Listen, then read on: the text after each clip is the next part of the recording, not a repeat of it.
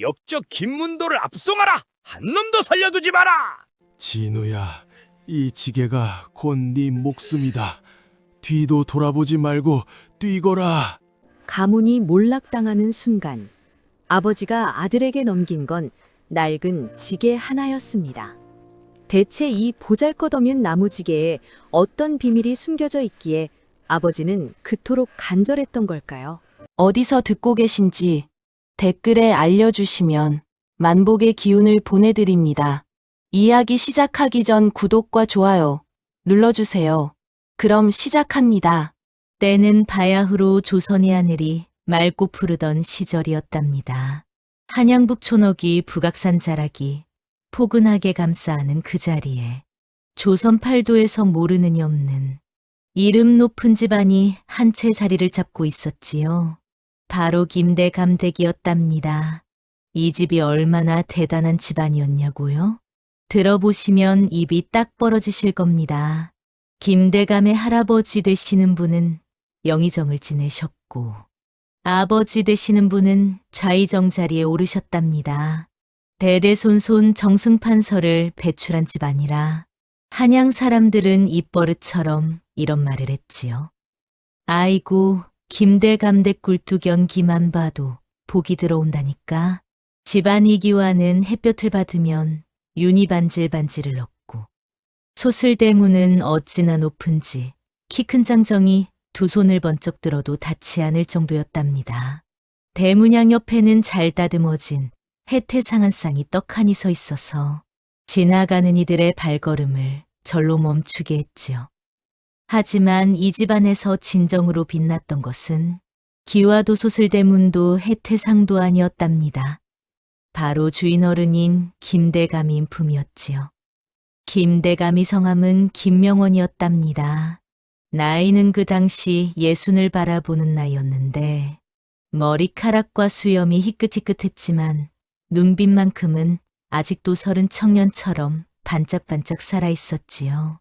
키는 얹히라고 어깨가 떡 벌어진 체구였는데 걸음걸이 하나하나에 자연스러운 위엄이 배어 있어서 별다른 말을 하지 않아도 옆에 있는 사람들이 저절로 고개를 숙이게 되었답니다. 그런데 이분이 특별했던 것은 그 위엄 때문만이 아니었답니다. 김대감은 아랫사람에게도 늘 따뜻하게 대하기로 소문이 자자했지요. 집안 하인들의 이름을 하나하나 외우고 계셨고 그들 가족의 이름까지도 기억하셨답니다. 혹여 집안 하인 가운데 아픈 이가 생기면 몸소 의원을 불러 약을 지어주셨고 추운 겨울이면 소미불을 손수 나눠주셨지요. 그러니 집안이 얼마나 화기애애했겠습니까? 아침이면 사랑채에서 글 읽는 소리가 낭낭하게 울려 퍼졌답니다. 김대감을 찾아온 선비들과 유생들이 모여 앉아 사서삼경을 읽고 나란히를 논하는 소리가 담장 밖까지 흘러나왔지요. 행랑채에서는 아낙네들이 배를 짜는 소리, 마당에서는 꼬마 아인들이 웃고 떠드는 소리, 어느 귀로 들어도 생기가 넘치고 온기가 가득한 집안이었답니다. 부엌에서는 사시사철 좋은 냄새가 끊이지 않았지요. 대감 어르신이 워낙 손님을 좋아하시니 이 집 부엌 간악들은 언제나 손님 맞이 준비가 되어 있어야 했답니다. 지나가는 선비가 들러도 인근 마을 백성이 억울한 일을 하소연하러 와도 김대감은 문전박대하는 법이 없었지요. 밥 한 술은 먹고 가야지 하시며 넉넉히 대접하셨답니다. 바로 그런 분이셨어요. 이 집안에 외아들이 하나 있었으니 이름은 진우였답니다. 김진우 그 이름에는 온 집안 식구들의 사랑이 고스란히 담겨 있었지요. 진우는 그 당시 20살간 넘긴 나이였는데 아버지 김대감을 빼다 박은 듯 훤칠한 키에 이목구비가 뚜렷하게 잘생긴 도령이었답니다. 이마가 넓고 눈이 맑아서 보는 이마다 저 아이는 나중에 큰 사람이 될 것이라며 입을 모아 칭찬했지요. 공부도 잘했습니다. 이미 15 나이에 소과를 합격했고 20살에는 대과를 준비하고 있었으니까요. 사서 삼경은 물론이고 병서와 역사서까지 두루 읽어 아버지 친구인 선비들과도 막힘없이 학문을 논할 수 있었답니다. 하지만 진우가 책만 읽은 것은 아니었지요. 그 또래 귀한 도령들처럼 말타기와 할쏘기도 즐겼고 붓글씨는 어찌나 수려한지 궁중에까지 이름이 닿을 정도였답니다. 검은고도 잘 타고 시도 잘 지었으니 사람들은 진우를 두고 문무를 겸비한 김대 감대기 보배라고 했지요. 그러나 한 가지 진우에게 딱 한 가지 아쉬운 점이 있었다면 그것은 그가 너무 귀하게 자랐다는 것이었답니다. 태어날 때부터 비단 이불에 쌓여 자랐고 발에 흙 한 번 묻혀본 적 없이 컸지요. 무거운 것을 들어본 적도 없었고 배고픔을 겪어본 적도 없었답니다. 험한 꼴을 당해본 적이 없으니 세상 물정을 모르는 면이 없지 않았지요. 그래도 천성이 어질고 착해서 오만하거나 방자한 구석은 없었으니 이것이 다행이라면 다행이었답니다. 이렇듯 집안은 평화롭고 넉넉했습니다. 봄이면 사랑채 마당에 살구꽃이 으드러지게 피어 꽃이 피바람에 날려 마당을 온통 분홍빛으로 수놓았지요. 여름이면 뒷마당 연못에서 연꽃이 피어오르고 가을이면 담장 곁에 은행나무가 노랗게 물들었답니다. 겨울에도 이 집은 춥지 않았어요. 온돌방에서 피어오르는 온기와 집안 사람들의 웃음소리가 어우러져 바깥의 차가운 바람도 이 집 앞에서는 힘을 쓰지 못했지요. 그런데 말입니다. 행복이란 것이 언제나 영원하지는 않은 법이지요. 봄꽃이 피면 반드시 질 날이 오듯이 찬란한 김대감댁의 봄날에도 예기치 못한 폭풍이 다가오고 있었답니다. 집안의 가장 오래된 아이인 복돌이 영감이 뒷날 이렇게 해고했다지요. 그날따라 이상했어요. 오전부터 하늘이 어두컴컴하고 집 앞마당에서 기르던 개가 온종일 울부짖었지 뭐예요. 어르신께서는 아무 내색 안 하셨지만 제가 보기엔 뭔가를 아시는 것 같았어요. 점심상을 받으시면서 도련님을 한참 동안 바라보시더라고요. 그 눈빛이 지금도 잊히질 않아요. 그날은 초여름이 막 시작되는 5월의 어느 날이었답니다. 낮 동안에는 평소와 다름없이 사랑채에서 글 읽는 소리가 들렸고 진우는 아버지와 함께 저녁 식사를 마쳤지요. 김대감은 그날 저녁 유독 아들에게 많은 이야기를 했답니다. 진우야, 사람이 살다 보면 뜻밖의 일을 만나는 법이다. 그럴 때 당황하지 말고 마음을 가라앉혀야 한다. 예, 아버지. 그리고 어떤 상황에서도 옳은 일을 해야 해. 쉬운 길과 옳은 길이 다를 때 반드시 옳은 길을 택해야 한다. 아버지 무슨 일이라도 있으신 겁니까? 김대감은 잠시 아들의 눈을 바라보다가 빙그레 웃으셨답니다. 별거 아니다. 아비 잔소리가 늘어가는 것뿐이지. 어서 들어가자거라. 하지만 그것이 그날이 마지막 평화로운 대화였답니다. 자정을 조금 넘긴 시각이었지요. 깊은 밤 집안 전체를 뒤흔드는 소리가 들려왔답니다. 쿵쿵쿵. 열어라 어명이다. 영모죄인 김명원을 잡아라. 북치는 소리 발구르는 소리 횃불 켜지는 소리. 밖에서는 수십 명의 관군들이 우레 같은 목소리로 외쳐댔지요. 기와집 담장 너머로 횃불빛이 시뻘겋게 번쩍이는 것이 보였답니다. 영모라니, 영모라니요. 이 집안에서 영모라는 말은 상상조차 할 수 없는 일이었답니다. 3대째 충신가문으로 이름을 날린 집안에 영모라는 죄목이 씌워지다니. 마른 하늘에 날벼락도 이런 날벼락이 없었지요. 잠자리에 들려던 진우는 그 소리에 잠이 확 달아났답니다. 허겁지겁 옷을 걸치고 방 밖으로 뛰어나오니 아버지 김대감이 사랑채에서 나오고 계셨지요. 그런데 이상하게도 아버지의 표정에는 당황한 기색이 없었답니다. 마치 이미 알고 계신 듯 차분하고 침착한 얼굴이었지요.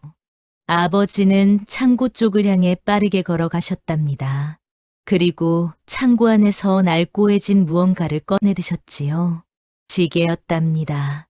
나무로 엮어 만든 낡은 지게. 짐꾼들이 무거운 짐을 등에 지고 나를 때 쓰는 그 지게. 집안에 언제 붙어 있었는지도 모를 만큼 오래되고 낡아빠진 그 지게가 아버지의 손에 들려 있었답니다. 진우야. 아버지의 목소리는 조용하지만 단호했지요. 이것을 지어라. 예. 아버지 이게 무슨. 지금 당장 이것을 찌고 담을 넘어라. 북쪽으로 북쪽산 자락 귀곡소로 가거라. 귀곡소 북악산 자락에 있다는 귀신 우는 소리가 들린다 하여 백성들이 함부로 발길을 하지 않는 깊은 산 속에 모시었답니다.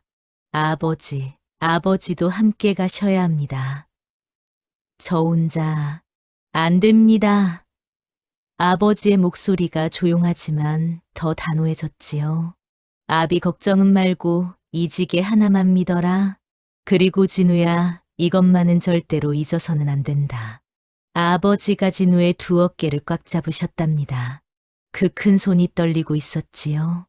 아버지도 무서우셨던 겁니다. 하지만 아버지는 눈물 한 방울 보이지 않으셨답니다. 이 지게를 절대로 내려놓아서는 안 된다. 아무리 힘들고 무거워도 아무리 죽을 것 같아도 알겠느냐? 예, 아버지. 어서 가거라. 쿵쿵쿵 관군들이 대문을 두들기는 소리가 점점 커졌답니다. 이제 곧 대문이 부서져 나갈 것 같은 기세였지요. 진우는 지게를 등에 졌답니다. 생전 처음 져보는 지게였지요. 그런데 이게 웬일입니까? 겉보기엔 낡아 빠진 나무지게인데 어찌나 무거운지 두 무릎이 덜컥 꺾일 뻔했답니다. 지게 위에 뭔가가 가득 실려 있는 것 같은 무게였지요. 하지만 어두워서 뭐가 실렸는지는 보이지 않았답니다. 가거라. 아버지의 마지막 말과 함께 진우는 뒷담을 향해 달렸지요. 손이 떨렸습니다. 다리가 떨렸습니다. 지게가 너무 무거워 담을 오르는 것도 버거웠지요. 하지만 진우는 이르락 물고 담을 넘었답니다. 담을 넘는 순간 진우는 뒤를 돌아봤지요. 달빛 아래서 아버지의 모습이 보였답니다. 아버지는 양손을 뒤로 하고 꼿꼿이 서서 진우를 바라보고 계셨지요. 그 모습이 어찌나 크고 당당해 보이던지 진우는 그만 눈물이 터지고 말았답니다. 아버지. 하지만 담 안쪽에서 부서지는 소리, 관군들의 함성이 터져 나왔지요. 더 이상 지체할 수 없었답니다. 진우는 무거운 지게를 등에 지고 어두운 밤 산속으로 달렸답니다. 아버지의 마지막 모습을 가슴에 새기면서 두 볼에 눈물을 흘리면서 도대체 이 지게 안에 무엇이 들었는지도 모른 채 그저 달리고 또 달렸지요. 김대감되게 찬란했던 봄날은 그렇게 그 한밤중에 끝이 났답니다.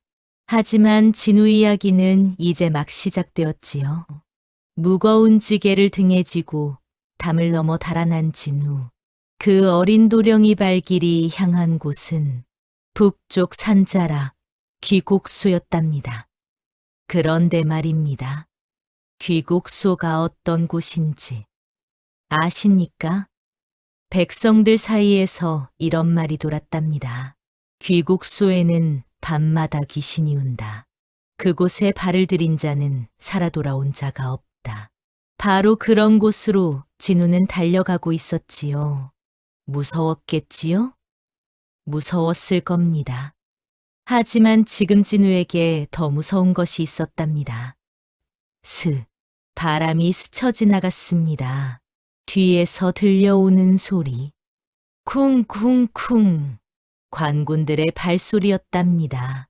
저기다, 잡아라. 누군가의 외침이 밤하늘을 찢었지요. 횃불빛이 어둠 속에서 시뻘겋게 일렁였답니다. 진우는 달렸습니다. 죽어라 달렸지요. 하지만 이게 웬일입니까?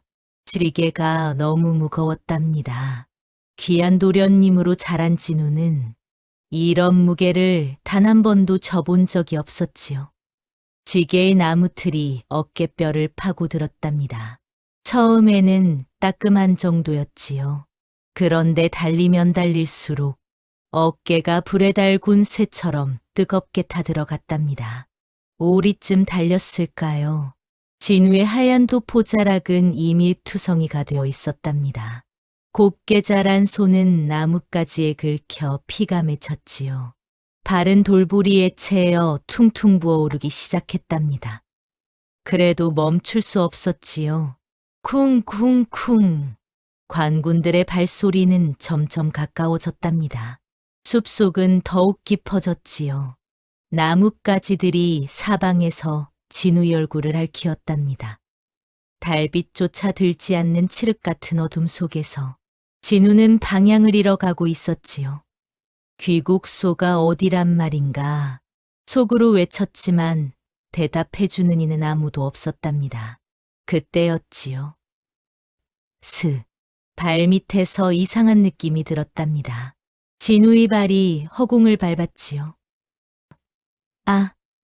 짧은 비명과 함께 진우의 몸이 산비탈 아래로 굴렀답니다.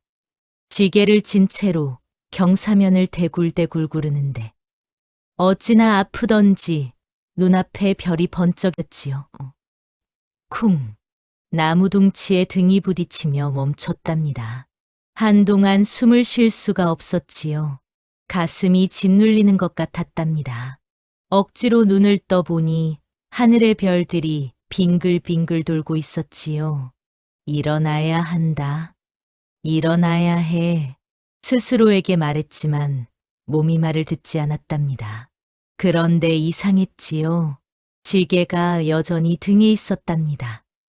그 무거운 지게가 저 비탈을 구르면서도 등에서 떨어지지 않은 것이었지요. 마치 누군가가 붙잡아 주기라도 한 것처럼 아버지가 말씀하셨지. 절대 내려놓지 말라고. 진우는 이르락 물었답니다.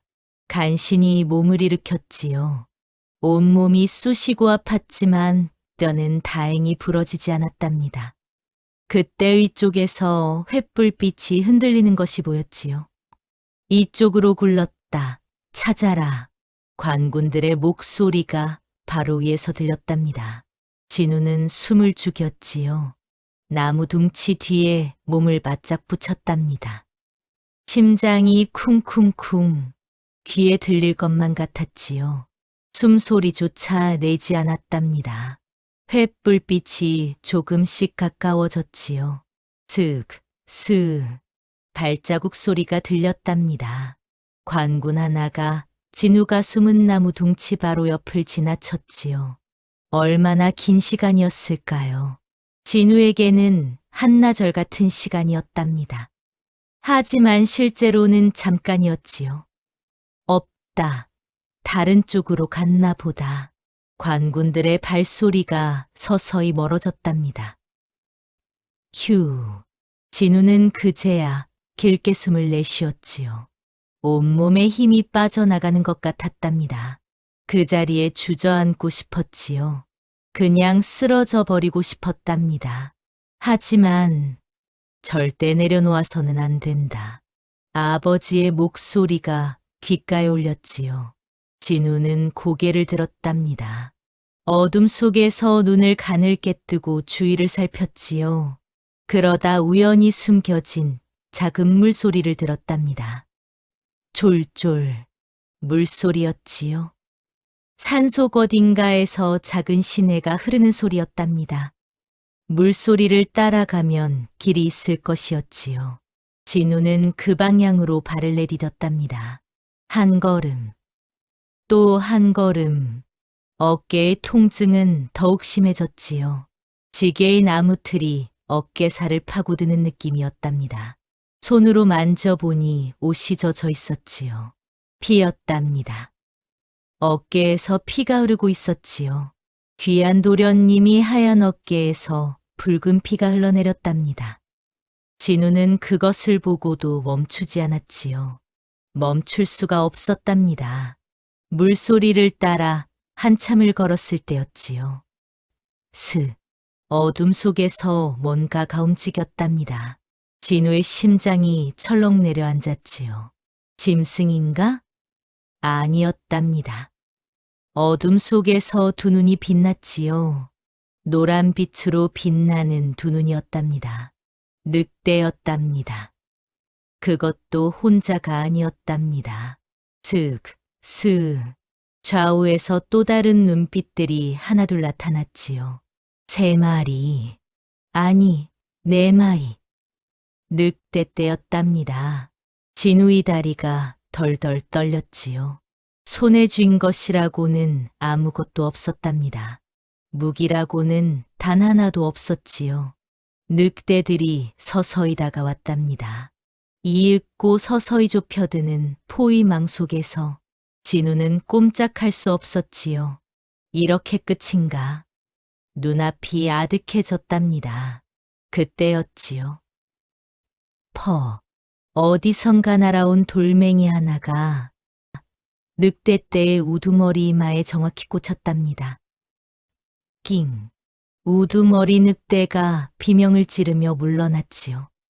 그러자 나머지 늑대들도 흠칫 놀라며 어둠 속으로 사라졌답니다. 진우는 어리둥절해서 소리 가난 쪽을 바라봤지요. 어둠 속에서 천천히 걸어 나오는 사람의 형체가 보였답니다. 누더기를 걸친 작고야 윗노인이었지요. 그런데 노인의 한쪽 눈에는 낡은 한 대가 드리워져 있었답니다. 노인은 진우를 바라보며 껄껄 웃었지요. 허허, 죽은 나무 토막을 지고 다니는 놈이 있구나. 진우는 그 노인을 바라봤답니다. 눈은 하나뿐이었지요. 옷은 남루하기 그지 없었답니다. 키는 작고 허리는 굽었지요. 하지만 이상했답니다. 그 노인의 남은 한쪽 눈이 어찌나 날카롭던지 진우는 그 눈빛에 숨이 막히는 느낌이 들었지요. 마치 깊은 산속 맹호의 눈빛 같았답니다. 노인은 천천히 진우에게 다가왔지요. 그리고 진우의 지게를 툭툭 두드려 봤답니다. 노인이 작게 중얼거렸지요. 이걸 알아보는구나. 내가 김대 가미야 드리렸다. 진우는 깜짝 놀랐답니다. 어떻게 아십니까? 노인은 대답 대신 하늘을 올려다봤지요. 동쪽 하늘이 서서히 밝아오고 있었답니다. 날이 밝기 전에 움직여야 한다. 따라오너라. 노인은 말을 마치자마자 성큼성큼 걷기 시작했지요. 진우는 잠시 망설였답니다. 이 노인을 믿어도 되는 것인가? 방금 전까지 늑대를 물리쳐줬지만 혹시 관군과 내통한 자는 아닐까? 하지만 선택의 여지가 없었지요. 진우는 무거운 지게를 다시 고쳐 짊어졌답니다. 어깨가 욱신하게 쑤셨지요. 피는 여전히 흘렀답니다. 그래도 발을 내디뎠지요. 노인의 뒤를 따라 어둠 속으로 걸어 들어가면서 진우는 속으로 아버지를 불렀답니다. 아버지, 저 잘하고 있는 건가요? 대답은 없었지요. 다만 등 위의 지게가 아까보다 조금 더 무겁게 느껴졌답니다. 아니, 어쩌면 그것은 무게가 아니라 아버지의 손길이었는지도 모르지요. 등을 토닥이는 아버지의 따뜻한 손길. 진우는 눈물을 꾹 참으며 걸었답니다. 어둠 속으로 노인이 뒤를 따라 운명이 이끄는 곳으로 늑대떼 앞에서 죽음의 위기에 몰린 진우를 구해준 노인. 누더기를 걸치고 한쪽 눈에 안대를 한 그 기이한 노인을 따라 진우는 어둠 속으로 걸어 들어갔답니다. 과연 그 노인은 누구일까요? 잠시 후에 밝혀집니다. 하지만 그 전에 진우에게는 또 하나의 충격이 기다리고 있었답니다. 노인은 말이 없었지요. 그저 묵묵히 앞을 걸을 뿐이었답니다. 지게를 진 진우는 따라가기가 버거웠지요. 어르신, 조금만 천천히. 노인은 돌아보지 않았답니다. 조용히 해라. 아직 멀었다. 짧은 대답이었지요. 진우는 입을 다물었답니다. 어깨의 통증이 점점 심해졌지요. 피가 굳어가며 옷깃에 달라붙는 느낌이었답니다. 얼마나 걸었을까요? 산속 깊이 들어서자 작은 동굴이 하나 나타났답니다. 입구에는 칡넝쿨이 무성하게 드리워져 있어서 가까이 가지 않으면 동굴인지조차 모를 정도였지요. 노인은 칡넝쿨을 손으로 걷어내며 안으로 들어갔답니다. 진우도 따라 들어갔지요. 동굴 안은 생각보다 넓었답니다. 한쪽 구석에는 낡은 이불 한 채가 있었고 작은 화로에는 불씨가 아직 살아 있었지요. 누군가 오래전부터 이곳에 머물러 오는 적이었답니다. 노인은 화로에 나뭇가지를 몇 개 얹었지요. 불꽃이 살아나며 동굴 안을 환하게 밝혔답니다. 그 빛 속에서 진우는 처음으로 노인의 얼굴을 제대로 봤지요. 주름이 깊었답니다. 70은 좋게 넘어 보이는 나이였지요. 하얀 수염이 턱까지 길게 내려와 있었답니다. 안대로 가린 한쪽 눈과 살아있는 나머지 한쪽 눈. 그 눈이 진우를 똑바로 바라봤지요. 앉아라. 진우는 조심스럽게 앉았답니다. 지게는 등에서 내리지 않았지요. 아버지 말씀이 떠올랐기 때문이었답니다. 노인은 진우의 어깨를 물끄러미 바라보다가 낡은 보자기를 꺼냈지요. 그 안에서 작은 약초 묶음과 천조각을 꺼냈답니다. 어깨 내밀어봐. 노인이 손이 진우의 상처를 살폈지요. 투박하고 거친 손이었지만 상처를 다루는 솜씨는 어찌나 섬세하던지 진우는 놀라지 않을 수 없었답니다. 아야, 참아라. 이 정도는 상처도 아니다. 노인이 약초를 상처에 붙이며 말했지요. 앞으로 내가 겪을 고통에 비하면 이건 벌레 물린 것만도 못하다. 진우는 그 말이 무슨 뜻인지 아직 몰랐답니다. 상처를 싸매고 나자 노인은 화로 맞은 편에 앉았지요. 그리고 진우를 바라보며 천천히 입을 열었답니다. 내 아버지와는 오래전부터 아는 사이다. 진우의 눈이 커졌지요. 아버지를 아신다고요? 그래, 내가 태어나기도 전부터. 노인은 잠시 눈을 감았다가 다시 떴지요. 그 지게, 내가 만든 것이다. 쿵, 진우의 심장이 크게 뛰었답니다. 어르신이 만드셨다고요? 이 낡은 지게를요? 낡았다고 얕보지 마라. 노인의 목소리에 서늘한 기운이 감돌았지요. 그 안에 무엇이 들었는지 아직 모르느냐? 진우는 지게를 내려다 봤답니다. 어두운 산속을 달리느라 열어볼 겨를도 없었지요. 아니, 아버지가 내려놓지 말라 하셨으니 건드리는 것조차 두려웠답니다. 열어봐도 됩니까? 아직은 안 된다. 노인이 단호하게 말했지요. 때가 되면 내 손으로 열게 될 것이다. 그 전까지는 절대 손대지 마라. 진우는 고개를 끄덕였답니다. 그때였지요. 동굴 밖에서 소리가 들렸답니다. 스, 낙엽 밟히는 소리. 진우가 몸을 굳혔지요. 노인은 눈도 깜짝하지 않았답니다. 그저 손을 들어 조용히 하라는 신호를 보냈지요. 슥, 슥. 발소리가 동굴 입구 쪽으로 가까워졌답니다. 진우는 숨을 죽였지요. 심장이 쿵쿵쿵 터질 것만 같았답니다. 그런데 노인은 태연하게 화로를 바라보고 있었지요. 마치 아무 일도 아닌 듯이. 발소리가 동굴 입구 바로 앞에서 멈췄답니다. 칡넝쿨이 살랑이는 소리가 들렸지요. 스, 누군가가 넝쿨을 해치는 소리였답니다. 진우는 주먹을 꽉 쥐었지요. 도망칠 곳도 없었답니다. 무기도 없었지요. 그때 노인이 손가락 하나를 들었답니다. 그러더니 들어와라. 낮고 조용한 목소리로 말했지요. 잠시 침묵이 흘렀답니다. 그리고 칡넝쿨이 거치며 동굴 안으로 한 사람이 들어섰지요. 중년의 남자였답니다. 낡은 갓을 쓰고 허름한 도포를 걸쳤지요. 눈빛은 불안하게 흔들리고 있었답니다. 진우는 그 얼굴을 보는 순간 온몸이 굳어버렸지요.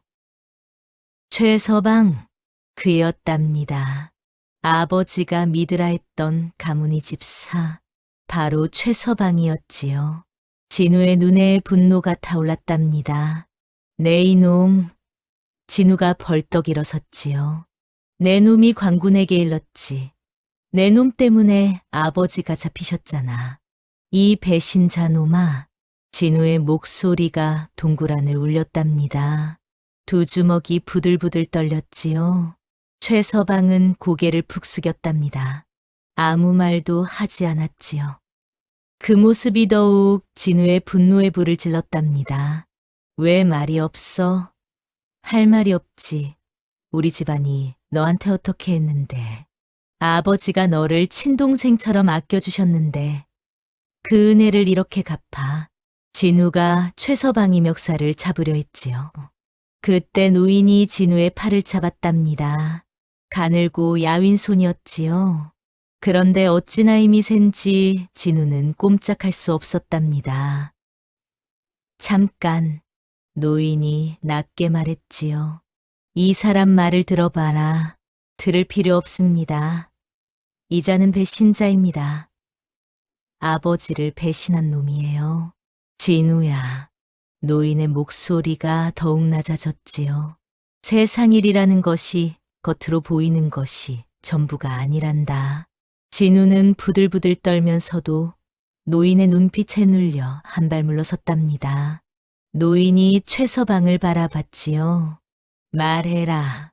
최서방이 천천히 고개를 들었답니다. 그 눈에는 눈물이 고여 있었지요. 도련님. 최서방의 목소리가 떨렸답니다. 소인이 정말 배신한 것처럼 보이셨겠지요. 보이는 게 아니라 실제로 배신한 거잖소. 진우가 쏘아붙였지요.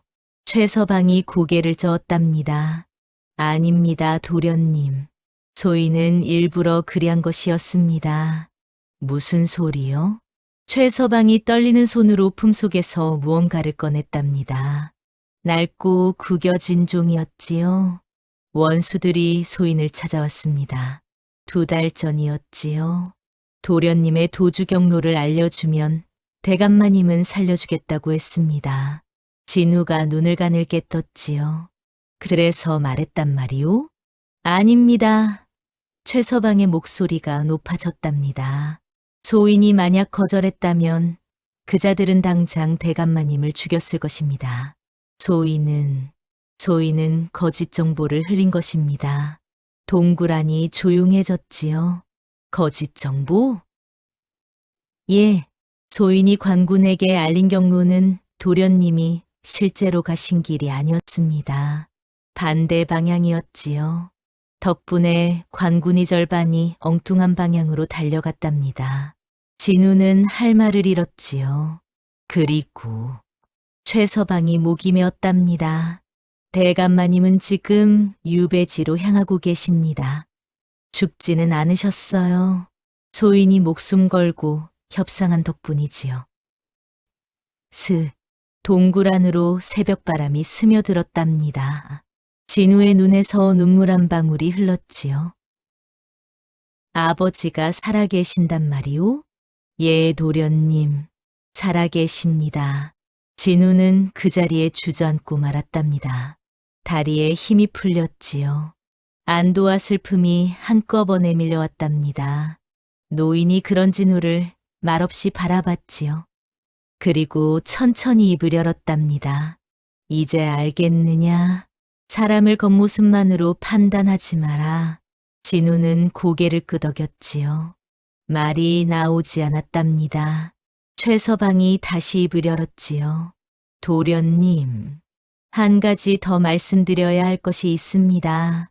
진우가 고개를 들었답니다. 최서방의 얼굴이 더욱 어두워졌지요. 원수들이 아직 포기하지 않았습니다. 도련님을 잡지 못하자 이번에는 유배지의 대감마님을 직접 노리려 한다는 소문이 들립니다. 쿵! 진우의 심장이 또다시 세게 뛰었답니다. 아버지를 죽이려 한다고요? 예, 빠르면 보름 안에 자객을 보낼 것이라 합니다. 진우가 벌떡 일어섰지요. 그럼 당장 아버지께로 가야 합니다. 가서 아버지를 지켜야. 못 간다. 노인의 목소리가 단호하게 가로막았답니다. 지금 내가 가면 오히려 대감이 위험해진다. 내가 잡히는 순간 모든 것이 끝이야. 그럼 어쩌란 말씀입니까? 진우의 목소리가 터져나왔지요. 노인은 천천히 진우를 바라봤답니다. 그 한쪽 눈이 깊고 서늘하게 빛났지요. 내가 강해져야 한다. 예? 지금의 너로는 아무것도 지킬 수 없어. 아비도 가문도 내 자신도. 노인이 천천히 일어섰답니다. 허리가 굽은 노인이었지만 일어서는 순간 그 기운이 달라졌지요. 등이 곧게 펴졌답니다. 어깨가 넓어 보였지요. 그 한쪽 눈에서 맹수 같은 빛이 뿜어져 나왔답니다. 진우는 그 순간 직감적으로 알았지요. 이 노인은 보통 사람이 아니다. 나는 노인이 천천히 말했답니다. 20년 전 왕실의 금의대장이었다.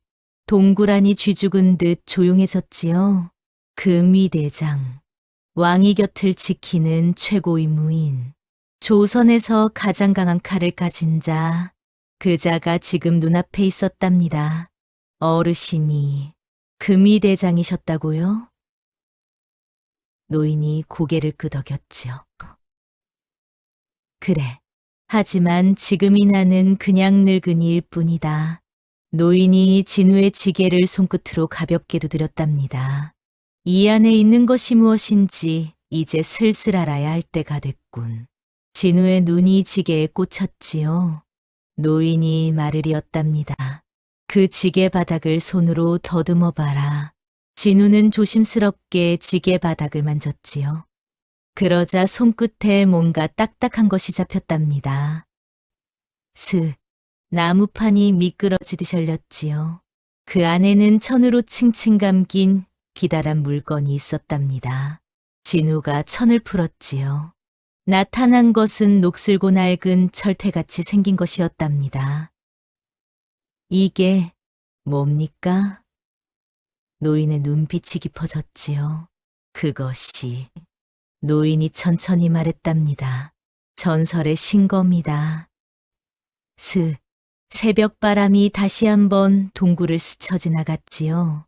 진우는 손에 든 녹슨 물건을 바라봤답니다. 전설의 신검이라고? 이 녹슨 고물이? 믿을 수 없었지요. 하지만 노인의 그 한쪽 눈이 진우를 바라보며 조용히 빛나고 있었답니다. 그 눈빛에는 거짓이 없었지요. 진우는 마른 침을 삼켰답니다. 운명이 이제 막 시작되고 있었지요. 이튿날 새벽이었답니다. 아직 하늘이 어두컴컴할 때였지요. 쿵! 진우의 등을 무언가가 세게 쳤답니다. 일어나. 노인의 목소리였지요. 진우는 눈을 비볐답니다. 온몸이 쑤셨지요. 어젯밤 산비탈을 구르고 피까지 흘렸으니 당연한 일이었답니다. 어르신 날이 아직도 일어나라 했다. 두 번째 말은 더욱 낮고 단호했지요. 진우는 억지로 몸을 일으켰답니다. 노인은 이미 동굴 밖에 서 있었지요. 새벽 안개가 자욱한 산속에서 꼿꼿이 서 있었답니다. 지게를 져라. 지금 당장요? 3번 말하게 하지 마라. 진우는 서둘러 지게를 등에 졌지요. 어깨에 상처가 욱신하게 쑤셨답니다. 따라와. 노인은 말을 마치자마자 산을 오르기 시작했지요. 그런데 이게 웬일입니까? 저 허리 굽은 노인이 어찌나 빠른지. 지게를 찐 진우는 죽어라 따라가도 자꾸 뒤처졌답니다. 빨리. 노인은 뒤도 돌아보지 않았지요. 진우는 이를 악물었답니다. 무거운 지게가 어깨를 짓눌렀지요. 발은 돌부리에 채이고 무릎은 후들거렸답니다. 얼마나 올랐을까요? 산 중턱쯤 되었을 때 커다란 폭포가 나타났답니다. 싸. 폭포 소리가 온 산을 울렸지요. 하얀 물줄기가 절벽에서 떨어져 내리며 사방에 물안개를 만들었답니다. 노인이 폭포 앞에 멈춰 섰지요. 저 폭포를 올라라. 진우는 귀를 의심했답니다. 예? 지게를 진 채로 저 폭포를 올라가란 말이다. 진우는 폭포를 바라봤지요. 높이가 열길은 좋게 되어 보였답니다. 물줄기가 어찌나 샌지 바위가 움푹 패어 있었지요. 저 안에 발을 들이면 당장 쓸려 내려갈 것이 분명했답니다. 어르신, 저건 사람이 오를 수 있는 게. 못하겠으면 집으로 돌아가면 된다. 노인이 싸늘하게 말했지요. 집으로 돌아가면 된다. 그 말이 진우의 가슴을 칼처럼 파고들었답니다. 집은 이미 없었지요. 아버지는 유배지에 계셨답니다. 돌아갈 곳이 없었지요. 진우는 폭포를 바라봤답니다. 그리고 발을 내디뎠지요. 싸. 차가운 물줄기가 온몸을 덮쳤답니다. 5월이었지만 산속 폭포물은 얼음장처럼 차가웠지요. 덜덜 온몸이 떨렸답니다. 지게는 물을 먹어 더욱 무거워졌지요. 발밑 바위는 미끄러웠고 물줄기는 사정없이 진우를 밀어냈답니다. 한 발, 또 한 발, 올라가려 하면 싸. 물줄기가 내리쳐 두 발을 쓸어갔지요. 쿵. 진우가 바위에 무릎을 찧었답니다. 아, 비명이 터졌지요. 무릎에서 피가 났답니다. 하지만 물줄기가 그 피마저 씻어내렸지요.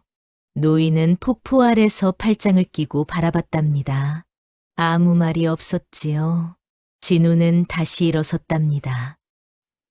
한 발, 또 한 발, 싸, 또 쓸려 내렸지요. 쿵, 이번엔 팔꿈치였답니다. 진우는 이르락 물었지요. 눈물이 났답니다. 분한 것인지 아픈 것인지 알 수 없는 눈물이었지요. 왜 이러는 거야? 내가 무슨 죄를 지었다고?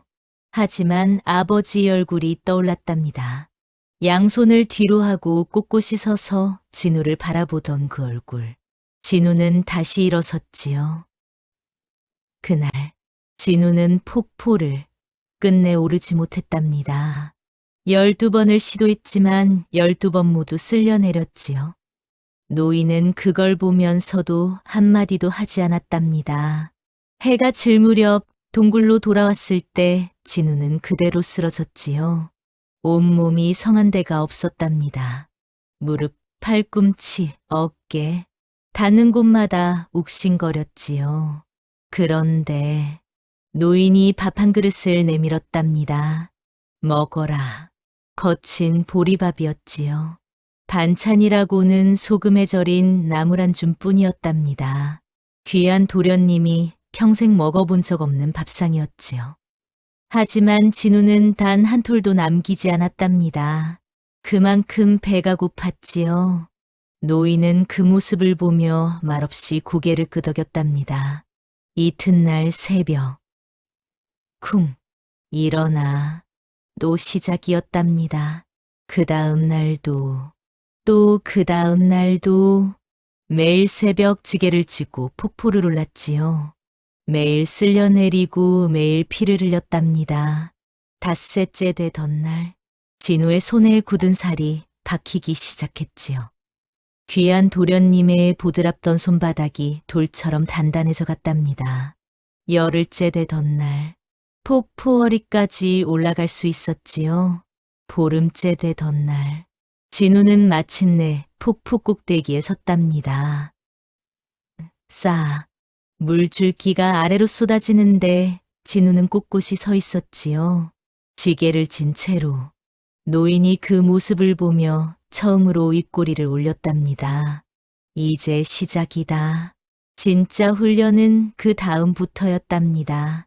노인은 어느 날 아침 진우 앞에 나뭇가지 하나를 내밀었지요. 이걸로 나를 쳐봐라. 진우는 나뭇가지를 받았답니다. 그리고 노인을 향해 힘껏 내리쳤지요. 노인의 몸이 연기처럼 사라졌답니다. 여기 있다. 목소리가 뒤에서 들렸지요. 진우가 돌아보는 순간, 툭. 노인의 손가락이 진우의 이마를 건드렸답니다. 죽었다. 진우는 할 말을 잃었지요. 다시, 이번엔 옆으로 쳤답니다. 또 사라졌지요. 여기, 이번엔 머리 위에서 목소리가 들렸답니다. 진우가 올려다보는 순간, 툭, 목을 건드렸지요. 또 죽었다. 진우는 이를 악물었답니다. 하루 종일 달려들었지만 단 한 번도 닿지 못했지요. 노인은 땀 한 방울 흘리지 않았답니다. 그날 밤, 진우는 동굴벽에 등을 기대고 앉아 녹슨 신검을 바라봤지요. 저 검을 쓸 수 있게 된다면, 노인이 말했었지요. 내가 되면 저 검의 녹이 벗겨질 것이라고. 진우는 신검을 손에 쥐었답니다. 무거웠지요. 하지만 손에 쥐는 순간 묘한 온기가 느껴졌답니다. 마치 살아있는 것처럼. 한 달이 지났답니다. 진우의 몸이 달라지기 시작했지요. 어깨가 넓어졌답니다. 허벅지가 단단해졌지요. 눈빛이 달라졌답니다. 예전에 유약했던 도령 눈빛이 아니었지요. 무언가를 꿰뚫어 보는 듯한 날카로운 눈빛이었답니다. 노인이 그날 처음으로 진우에게 검법을 가르쳤지요. 첫 번째 검결이다. 잘 봐라. 노인이 나뭇가지를 들었답니다. 바람이 일었지요. 단 한 번의 동작이었답니다. 하지만 그 동작이 어찌나 빠르고 정확한지 진우의 눈이 따라가지 못했지요. 공중을 가르는 발걸음. 이것이 첫 번째다. 노인이 설명했답니다. 발이 먼저 움직여야 검이 따라온다. 발이 느리면 아무리 좋은 검도 소용없다. 진우는 고개를 끄덕였지요. 해봐라. 진우가 나뭇가지를 들고 똑같이 해봤답니다. 바람도 일지 않았지요. 다시, 여전히 그냥 나뭇가지였답니다. 다시, 100번 했지요. 1000번 했답니다. 해가 지고 달이 뜨도록 같은 동작을 반복했지요. 그러던 어느 순간이었답니다. 바람이 일었지요. 아주 작은 바람이었답니다. 하지만 분명히 바람이 일었지요. 노인의 눈빛이 반짝했답니다. 그거다. 그 한마디였지요. 하지만 진우에게는 그 한마디가 어떤 칭찬보다도 크게 들렸답니다. 석 달이 지났습니다. 노인이 어느 날 진우에게 말했지요. 신검을 가져와라. 진우가 녹슨 신검을 가져왔답니다. 노인은 신검을 받아 물끄러미 바라봤지요. 그리고 진우에게 돌려줬답니다. 닦아봐라. 예? 천으로 닦아봐. 진우는 천을 가져다 신검을 닦기 시작했답니다. 그런데 이게 웬일입니까? 녹이 벗겨지기 시작했지요. 벗겨지고 또 벗겨지는데 그 안에서 시퍼런 빛이 드러났답니다. 진우는 손이 멈춰졌지요. 녹 아래에 숨어있던 진짜 검의 모습이었답니다. 시퍼렇게 살아있는 칼날, 서늘하고 날카로운 빛. 보는 것만으로도 온몸에 소름이 돋았지요. 검날이 허공을 가르자 바람소리가 달랐답니다. 노인이 말했지요. 그 검이 녹을 벗은 것은 내가 강해졌기 때문이다. 진우는 검을 바라봤답니다. 강철 도배는 검술, 이제 내가 익혀야 할 두 번째 검결이다. 노인의 목소리가 깊고 서늘하게 울렸지요. 그때였답니다. 산 아래에서 소리가 들려왔지요. 슥슥슥. 여러 명의 발소리였답니다. 노인의 눈빛이 날카롭게 변했지요. 관군이다. 진우가 검을 쥐었답니다. 손에 힘이 들어갔지요. 예전에 그 손이 아니었답니다. 굳은 살이 박히고 단단해진 손이었지요. 노인이 낮게 말했답니다. 오늘이 내 첫 번째 시험이다. 슥 발소리가 점점 가까워졌지요. 진우는 검을 쥔 채 눈을 가늘게 떴답니다. 석 달 전, 늑대 앞에서 덜덜 떨던 도령이 아니었지요. 눈빛이 호랑이처럼 매서워졌답니다. 바람이 불었지요. 검날이 차갑게 빛났답니다. 관군들의 발소리가 코앞까지 들려왔지요. 슥슥슥.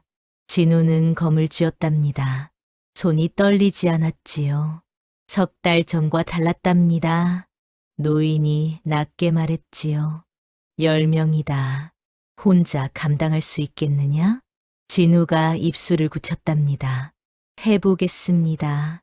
노인이 눈을 가늘게 떴지요. 섣불리 나서지 마라. 발이 먼저다. 검은 나중이야. 첫 번째 검결이었지요. 공중을 가르는 발걸음. 석 달을 갈고 닦은 그것이었답니다. 쿵쿵쿵.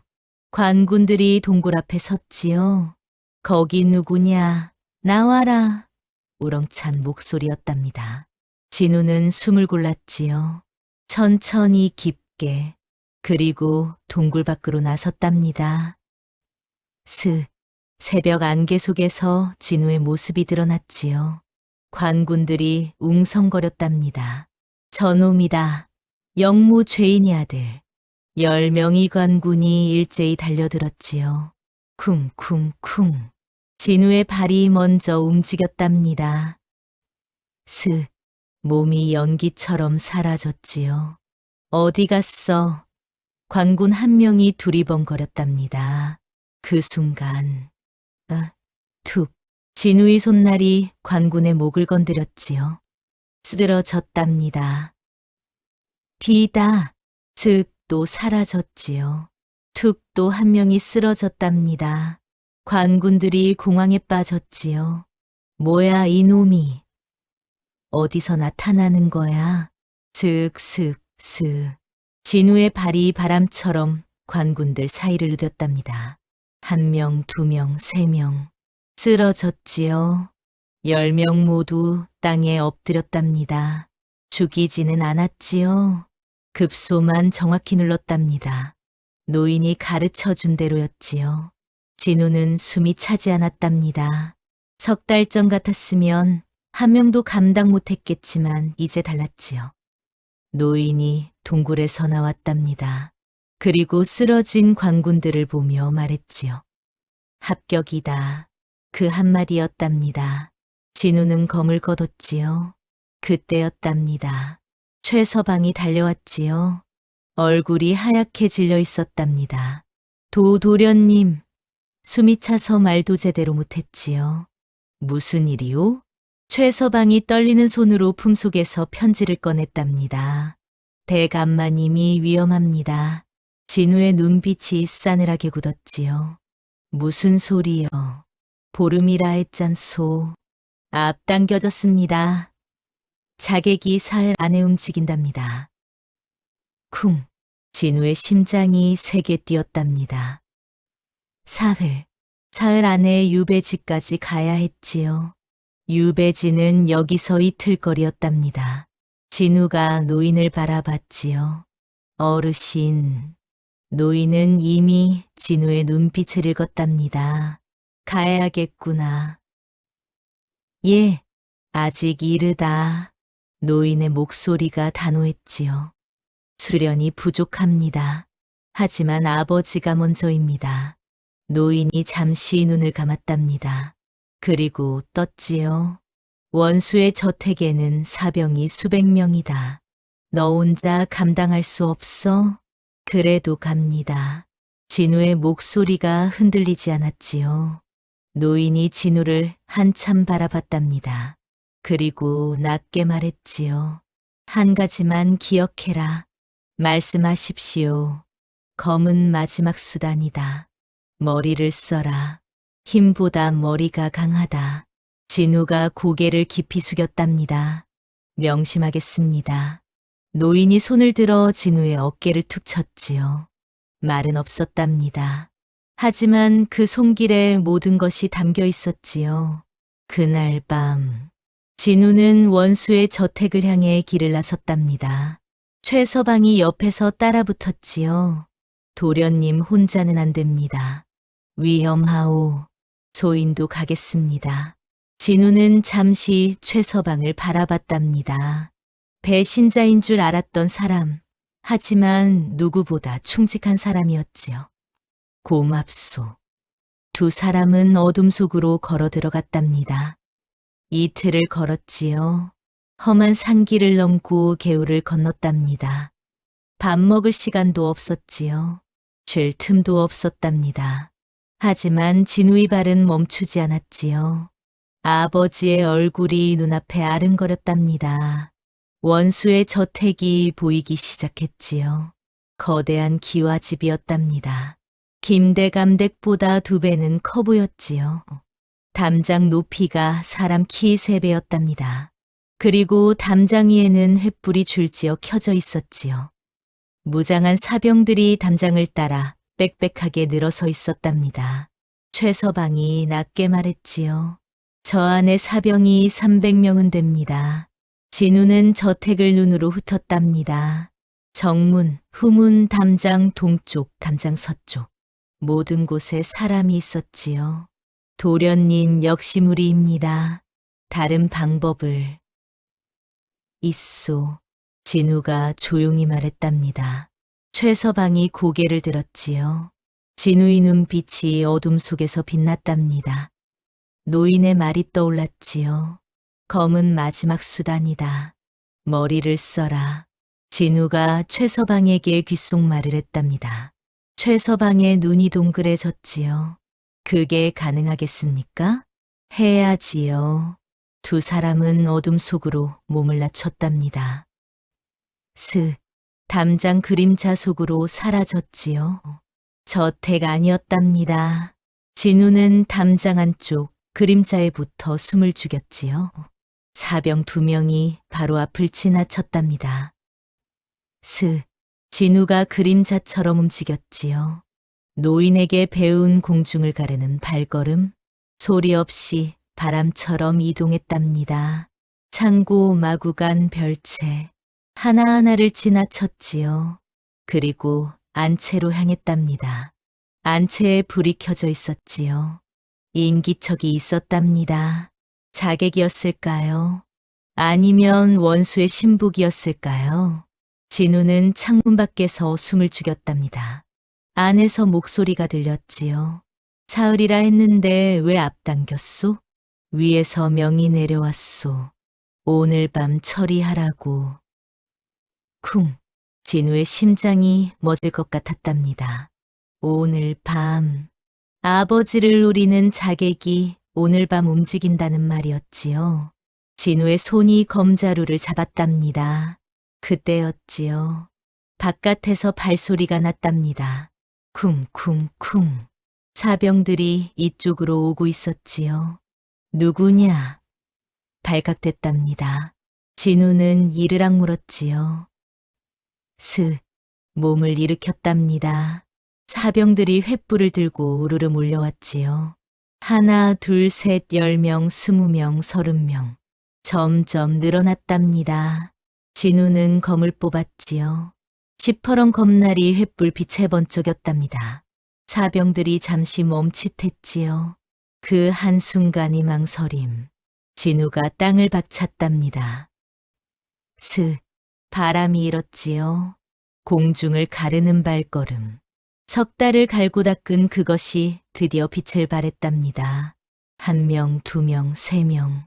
쓰러졌지요. 하지만 사병은 계속 몰려왔답니다. 수백 명이었지요. 진우의 숨이 가빠졌답니다. 10명을 쓰러뜨렸지요. 20명을 쓰러뜨렸답니다. 하지만 포위망이 좁혀들었지요. 사방이 적이었답니다. 진우는 등을 기둥에 붙였지요.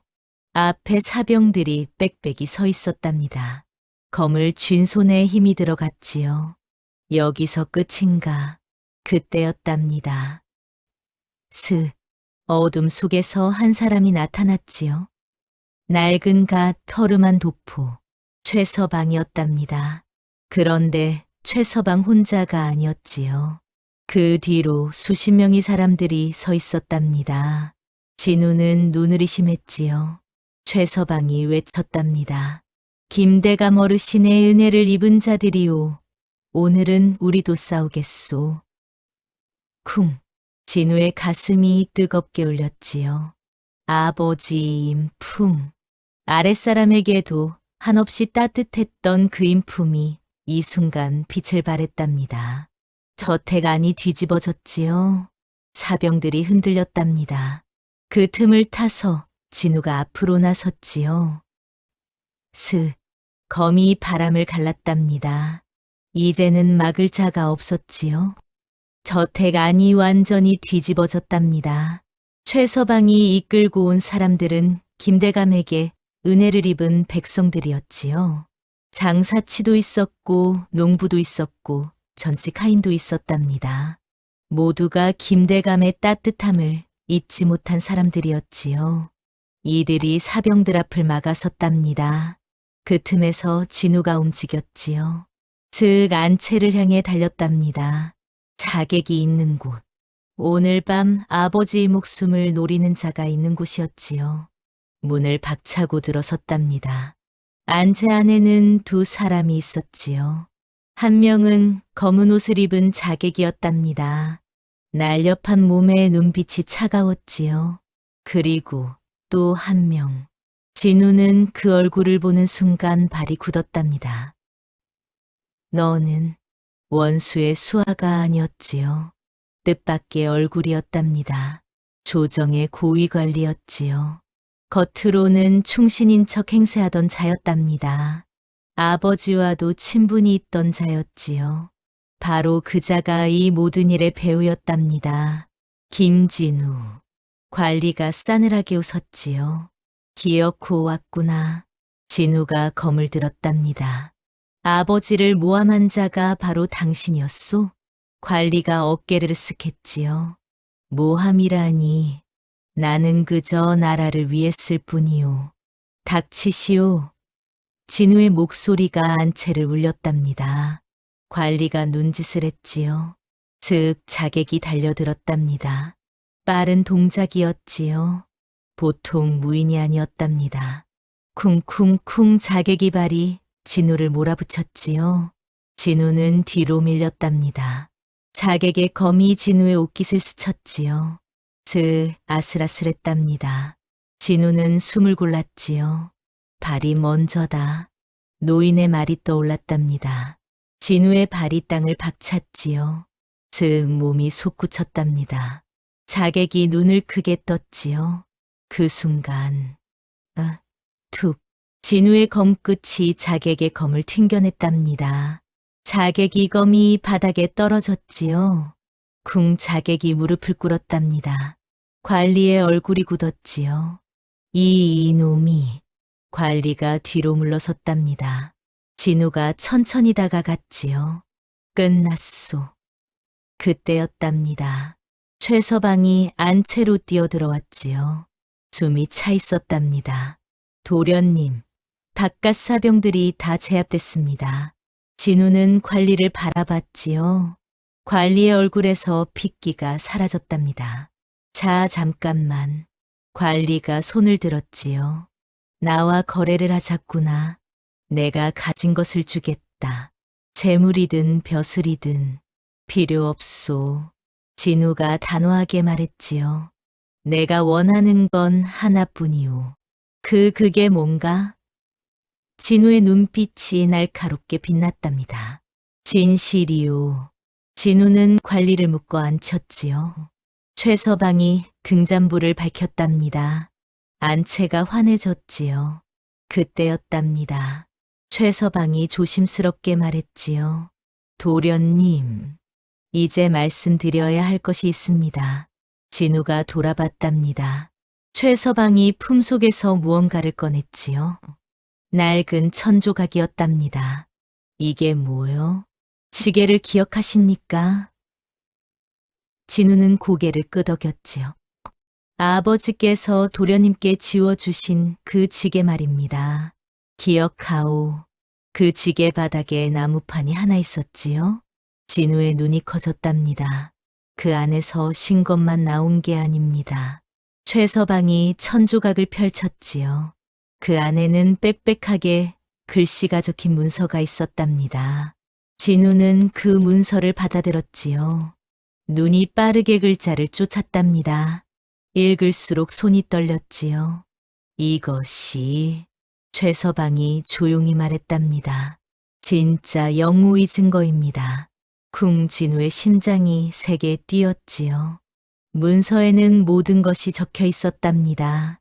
누가 영무를 꾸몄는지, 누가 왕을 속였는지, 누가 김대감을 모함했는지, 이름이 하나하나 적혀 있었지요. 그리고 맨 위에 적힌 첫 번째 이름, 지금 눈앞에 묶여앉은 그 관리의 이름이었답니다. 진우는 천천히 고개를 들었지요. 관리와 눈이 마주쳤답니다. 관리의 얼굴이 빛이 됐지요. 그 문서는 아버지께서 목숨을 걸고 지키신 겁니다. 진우의 목소리가 떨렸지요. 그제야 알았답니다. 왜 아버지가 그 낡은 지게를 진우에게 지워보냈는지. 지게는 단순한 짐이 아니었지요. 그 안에는 신검이 있었답니다. 아들을 지킬 무기. 그리고 그 안에는 증거 문서가 있었지요. 가문을 살릴 진실. 아버지는 모든 것을 그 낡은 지게 하나에 담아두셨던 겁니다. 진우의 눈에서 눈물이 흘렀지요. 아버지. 최서방도 눈시울이 붉어졌답니다. 대감마님께서는 이미 알고 계셨습니다. 언젠가 이런 날이 올 것을. 그래서 오래전부터 증거를 모아두셨지요. 진우는 문서를 가슴에 꽂아놨답니다. 아버지의 마음이 느껴지는 것 같았지요. 아들아, 이것을 지고 가거라. 이것이 우리 가문을 살릴 것이다. 절대 내려놓지 마라. 그 말씀의 진짜 뜻이 이제야 가슴에 닿았답니다. 무거운 지게, 그것은 짐이 아니었지요. 아버지의 사랑이었답니다. 진우는 묶인 관리 앞에 다시 섰지요. 이 문서를 가지고 왕 앞에 나설 것이오. 관리가 눈을 부라렸답니다. 어림없는 소리. 내가 감히어 전해 막을 수 있겠소? 진우의 눈빛이 싸늘하게 빛났지요. 관리는 입을 다물었답니다. 막을 수 없었지요. 증거가 있었으니까요. 사병들은 이미 제압됐으니까요. 모든 것이 끝났답니다. 최서방이 진우 옆에 섰지요. 이제 어떻게 하시겠습니까? 진우는 문서를 품에 넣었답니다. 그리고 신검을 거뒀지요. 왕께 나아가겠소. 목소리가 흔들리지 않았답니다. 석 달 전에 그 도령이 아니었지요.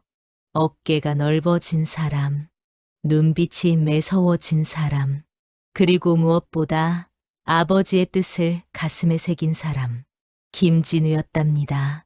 그날 밤, 진우는 하늘을 올려다봤지요. 별이 가득했답니다. 아버지, 조금만 기다리십시오. 바람이 불었지요. 마치 아버지가 대답하는 것 같았답니다. 진우는 발걸음을 옮겼지요. 왕이 있는 곳으로, 진실이 밝혀질 곳으로, 아버지가 돌아올 수 있는 곳으로. 어둠 속에서 신검이 차갑게 빛났답니다. 지게 바닥에 숨겨진 증거문서는 아버지가 목숨 걸고 지켜온 진실이었지요. 이제 진우의 손에는 모든 것이 쥐어졌답니다. 신검과 증거문서 두 가지 모두였지요. 하지만 왕 앞에 선다는 것이 말처럼 쉬운 일이었을까요? 한양으로 향하는 길은 험했답니다. 진우와 최서방은 밤새 걸었지요. 단 한 번도 쉬지 않았답니다. 여명이 밝아올 무렵 한양성문이 보이기 시작했지요. 최서방이 낮게 말했답니다. 도련님, 성 안으로 들어가면 관군이 알아볼 겁니다. 진우가 고개를 끄덕였지요. 알고 있소. 잡힐 수도 있습니다. 잡히기 전에 어전에 닿아야지요. 최서방이 한숨을 쉬었답니다. 참으로 무모하십니다. 진우가 조용히 웃었지요. 아버지께 배운 겁니다. 최서방이 눈이 붉어졌답니다. 두 사람은 성문을 향해 걸어 들어갔지요. 성 안은 이른 아침부터 북적였답니다. 장사치들이 물건을 펼치고 백성들이 오가는 평범한 아침이었지요. 하지만 진우에게는 평범한 아침이 아니었답니다. 걸음을 옮길 때마다 심장이 쿵쿵거렸지요. 즉 골목 어귀에서 관군 2명이 나타났답니다. 진우는 고개를 숙였지요. 갓을 깊이 눌렀었답니다. 관군들이 지나쳤지요. 휴, 최서방이 낮게 말했답니다. 이러다간 어전에 닿기도 전에 잡히겠습니다. 그때였지요. 나 지금 목소리가 들렸답니다. 기다리고 있었다. 골목 그림자 속에서 한 사람이 나타났지요. 누더기를 걸친 야윈 노인이었답니다. 어르신, 진우의 눈이 커졌지요. 애꾸는 노인이었답니다. 산속 동굴에 계셔야 할 분이 한양 한복판에 서 있었지요. 노인이 낮게 말했답니다. 내가 길을 열어주겠다. 어떻게요? 노인이 조용히 웃었지요. 금이 대장 출신을 함부로 막지는 못하지. 진우의 가슴이 뜨거워졌답니다. 고맙습니다, 어르신. 노인이 손을 저었지요. 고마움은 나중에, 지금은 움직여야 해. 노인이 앞장서자 관군들이 길을 비켰답니다. 막는 자가 없었지요. 20년 전 최고의 무인, 그 이름이 아직도 살아있었답니다. 마침내 궁궐문 앞에 섰지요. 진우는 숨을 골랐답니다. 여기서부터는 진우 혼자였지요. 노인이 진우의 어깨를 툭 쳤답니다. 당당하게 들어가라.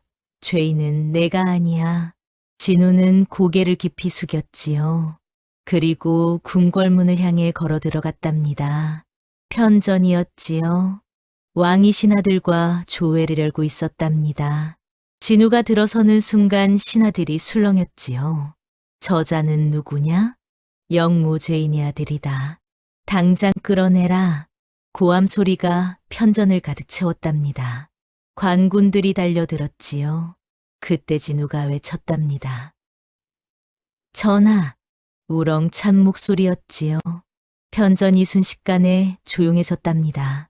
진우가 무릎을 꿇었지요. 소인은 영모 죄인이 아닙니다.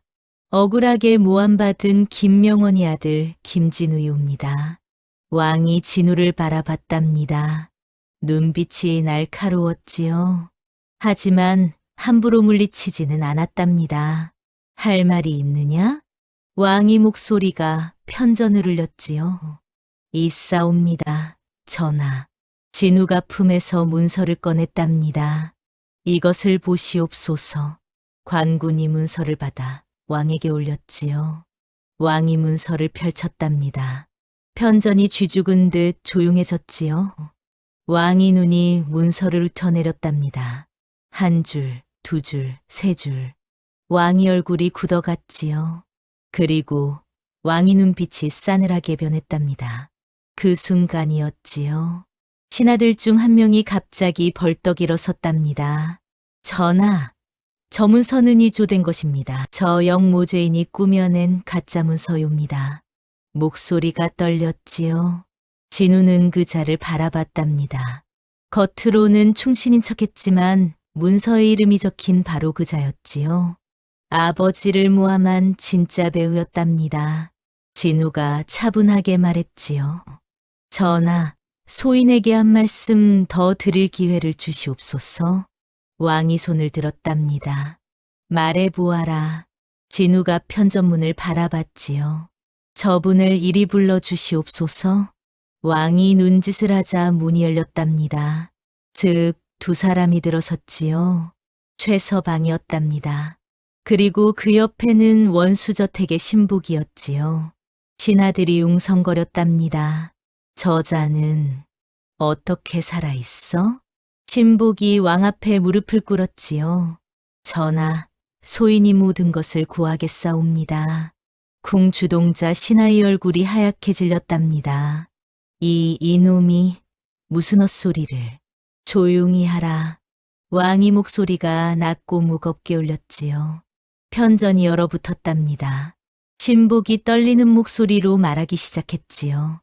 영모를 꾸민 것이 사실은 김대감이 아니라는 것.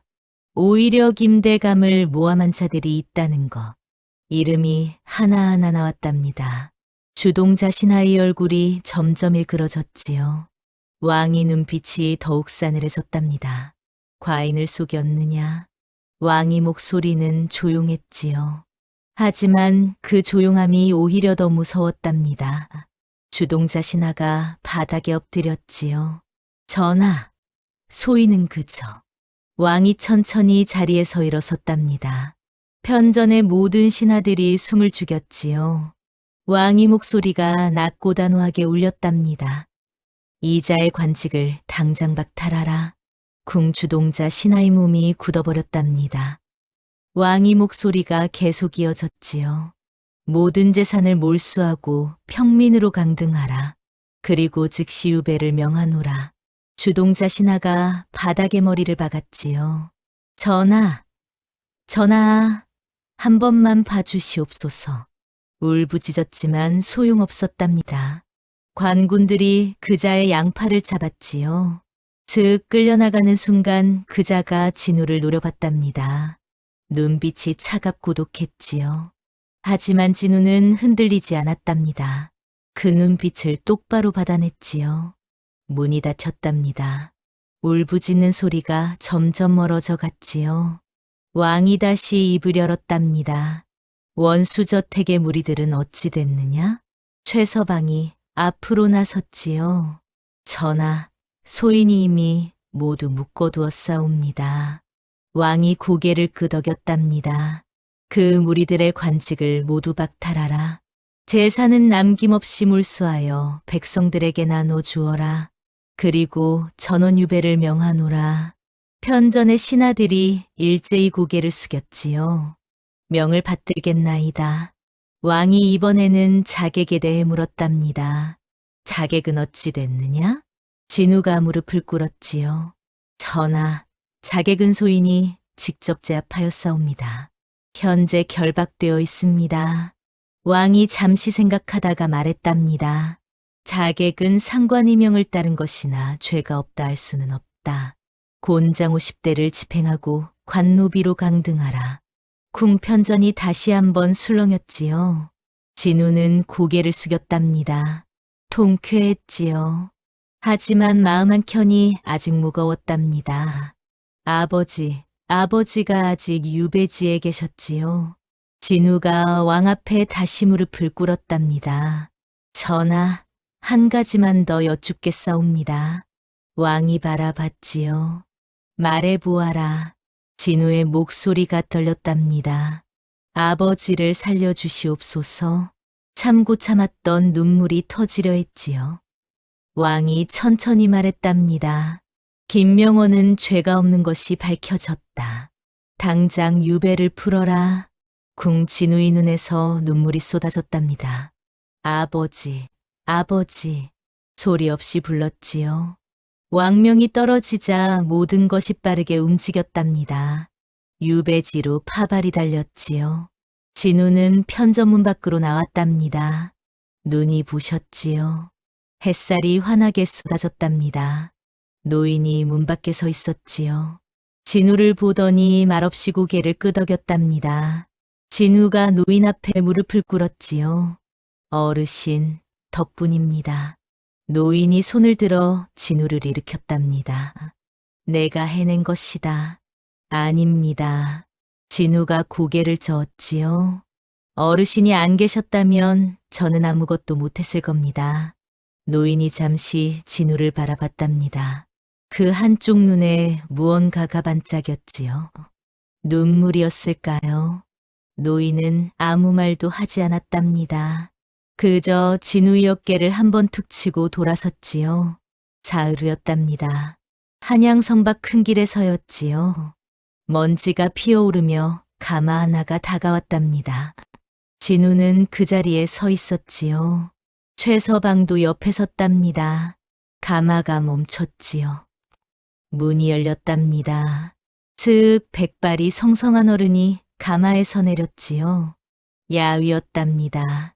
유배살이가 고되셨던 것이 분명했지요. 하지만 눈빛은 여전히 살아있었답니다. 아버지. 진우가 달려갔지요. 김대감이 두 팔을 벌렸답니다. 진우야. 아버지의 목소리였지요. 진우가 아버지 품에 안겼답니다. 아버지의 손이 진우의 등을 토닥였지요. 쿵쿵 아버지의 심장 소리가 들렸답니다. 살아있었지요. 살아계셨답니다. 진우는 엉엉 울었지요. 귀한 도련님도 무서운 검객도 아니었답니다. 그냥 아버지가 그리웠던 아들이었지요. 김대감이 아들의 등을 어루만졌답니다. 잘했다. 정말 잘했어. 아버지의 목소리도 떨렸지요. 햇살이 두 사람을 감쌌답니다. 바람이 불었지요. 봄꽃이 피면 반드시 질날이 오듯이, 혹독한 겨울이 오면 반드시 봄이 오듯이 김대감 댁의 봄날이 다시 돌아왔답니다. 아버지와 재회한 날, 진우는 아버지의 손을 꼭 잡고 걸었답니다. 한양이 거리가 달라 보였지요. 같은 거리였답니다. 같은 하늘이었지요.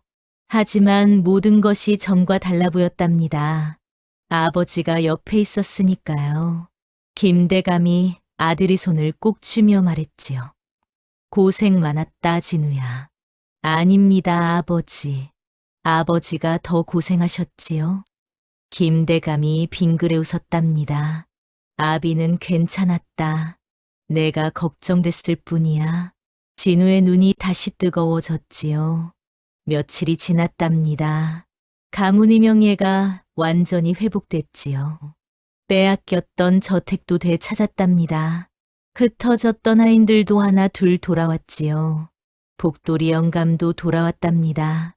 어르신 도련님, 이게 꿈입니까 생시입니까? 엉엉 울며 달려오는 복돌이 영감을 보며 진우는 웃었지요. 오랜만에 웃었답니다. 마음껏 웃었지요. 저택에 다시 웃음꽃이 피었답니다. 아침이면 사랑채에서 글 읽는 소리가 들렸지요. 부엌에서는 좋은 냄새가 흘렀답니다.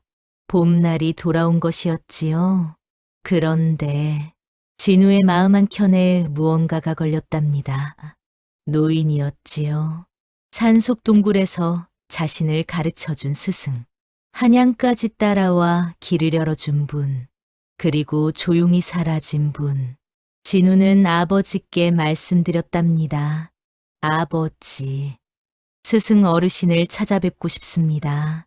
김대감이 고개를 끄덕였지요. 당연히 가야지. 그분이 안 계셨다면 우리 가문은 끝이었을 게다. 진우는 다음 날 새벽 산을 올랐답니다. 익숙한 길이었지요. 석 달을 오르내린 그 산길이었답니다. 발걸음이 빨랐지요. 지게 없이 오르니 몸이 날아갈 것 같았답니다. 하지만 마음은 무거웠지요. 동굴 앞에 도착했을 때였답니다. 슥 칠넝쿨이 바람에 흔들렸지요. 진우가 넝쿨을 걷고 안으로 들어섰답니다. 동굴 안은 텅 비어 있었지요. 낡은 이불도 없었답니다. 화로의 불씨도 꺼져 있었지요. 노인의 흔적이 아무것도 남아있지 않았답니다. 아무것도. 단 하나만 빼고. 쿵 진우의 심장이 세게 뛰었답니다. 동굴 한가운데 낡은 지게 하나가 놓여 있었지요. 아버지가 진우에게 지워주었던 바로 그 지게였답니다. 진우는 천천히 지게 앞에 무릎을 꿇었지요. 손으로 지게를 어루만졌답니다. 나무결이 거칠었지요. 여기저기 긁히고 패인 자국이 있었답니다. 산 비탈을 구를 때 생긴 상처, 폭포를 오를 때 생긴 흠집, 석 달의 수련이 고스란히 새겨진 지게였지요. 진우의 눈에서 눈물이 흘렀답니다. 어르신, 조용히 불렀지요. 대답이 없었답니다. 바람만 쓱 동굴을 스쳐 지나갔지요. 진우는 지게를 등에 졌답니다.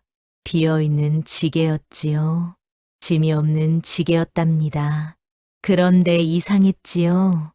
예전보다 가볍지 않았답니다. 아니, 오히려 더 무겁게 느껴졌지요. 왜였을까요? 진우는 동굴 밖으로 나왔답니다. 아침 햇살이 쏟아졌지요. 산 아래로 한양이 보였답니다. 저 멀리 저택의 기와 지붕이 반짝였지요. 아버지가 계신 곳, 자신이 돌아갈고, 진우는 지게를 진 채로 한참을 서 있었답니다. 그때였지요. 바람이 불었답니다. 그 바람결에 무언가가 들리는 것 같았지요. 낮고 깊은 목소리, 노인의 목소리였을까요? 내가 짊어진 삶의 무게는 너를 짓누르기 위함이 아니다. 진우는 눈을 감았답니다.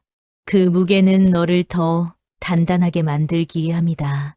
바람이 지나갔지요. 진우는 천천히 눈을 떴답니다. 그날 이후였지요. 진우는 달라졌답니다. 검술을 익힌 것만이 아니었지요. 몸이 단단해진 것만이 아니었답니다. 마음이 달라졌지요. 예전에 진우는 세상이 자신을 중심으로 돌아간다고 생각했답니다. 귀하게 자란 도련님이었으니 당연한 일이었죠. 하지만 이제 달랐답니다. 무거운 지게를 지고 폭포를 오르며 알았지요.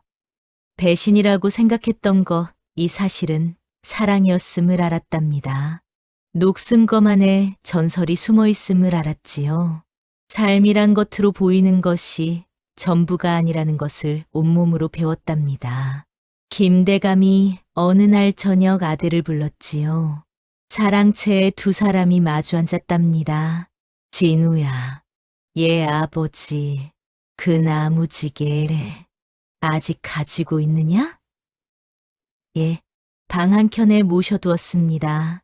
김대감이 빙그레 웃었답니다. 잘했다. 그것을 평생 간직해라. 예, 아버지. 그리고 김대감이 아들의 눈을 바라봤지요. 눈빛이 깊고 따뜻했답니다.